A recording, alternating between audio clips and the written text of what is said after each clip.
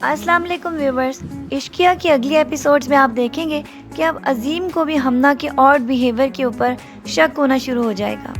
کیونکہ اس کو سمجھ نہیں آ رہا کہ جب بھی وہ رمیسا یا حمزہ کے بارے میں بات کرتا ہے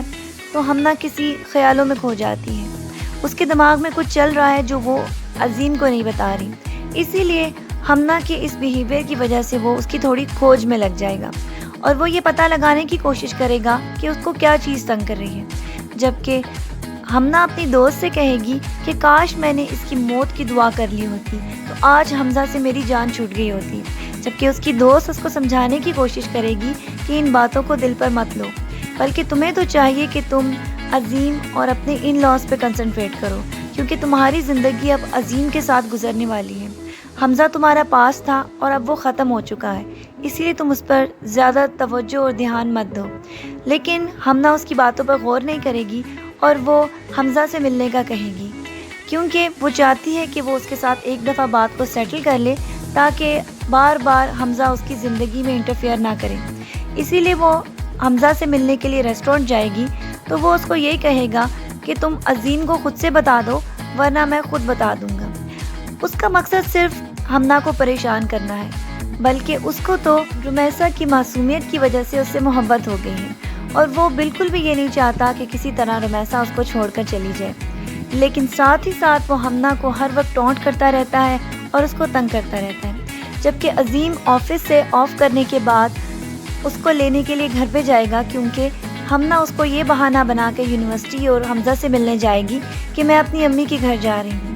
جب عظیم اس کی امی کے گھر جائے گا تو وہ اس کو دیکھ کر حیران رہ جائیں گی اور کہیں گی کہ ہمنا تو یہاں آئی ہی نہیں، جبکہ عظیم کہے گا کہ وہ اپنے ابو کے بیماری کا بہانہ کر کے آپ کے پاس آئی ہے، جس کی وجہ سے اس کی امی پریشان ہو جائیں گی۔ عظیم کو اب کچھ سمجھ آنا شروع ہو جائے گا کہ کوئی ایسی بات ہے جس کو ہمنا چھپا رہی ہے اور جو اس کو بتا نہیں رہی۔ جب وہ گھر پہ پہنچے گی تو اس وقت عظیم نہیں آیا ہوگا، کیونکہ عظیم تو اس کی امی کے گھر تھا۔ جب وہ گھر آئے گی تو اس کی ساس اس کو دیکھ کے پوچھے گی کہ تم عظیم کے ساتھ نہیں آئی، وہ تو تمہیں آفس سے اپنی امی کے گھر لینے کے لیے گیا ہے۔ یہ سن کر وہ پریشان ہو جائے گی اور اپنے کمرے میں چلی جائے گی، جبکہ اس کی تھوڑی دیر بعد عظیم جب گھر آئے گا تو وہ سیدھا اپنے کمرے میں جائے گا، کیونکہ وہ تو اب یہ بات جاننا چاہتا ہے کہ ہمنا اس سے کون سی بات چھپا رہی ہے۔ اسی لیے جب وہ اسے پوچھے گا کہ تم کہاں تھی تو وہ کہے گی کہ میں امی کے گھر تھی، جبکہ وہ اس کو کہے گا کہ میں ابھی آپ ہی کی امی کے گھر سے آ رہا ہوں، لیکن آپ وہاں موجود نہیں تھی، بلکہ آپ تو ان کے گھر گئی نہیں۔ کیا بات ہے، آپ کیا بات مجھ سے چھپا رہی ہیں؟ یہ سن کر ہمنا کو خوف آنا شروع ہو جائے گا، کیونکہ وہ تو کبھی نہیں چاہتی کہ وہ اپنے اور حمزہ کے بارے میں عظیم کے ساتھ ذکر کرے، اسی لیے وہ خاموشی اختیار کرے گی۔ لیکن عظیم اس کے ساتھ بحث کرے گا اور اس کو کہے گا کہ آپ کیا چھپا رہی ہیں، مجھے بتائیں،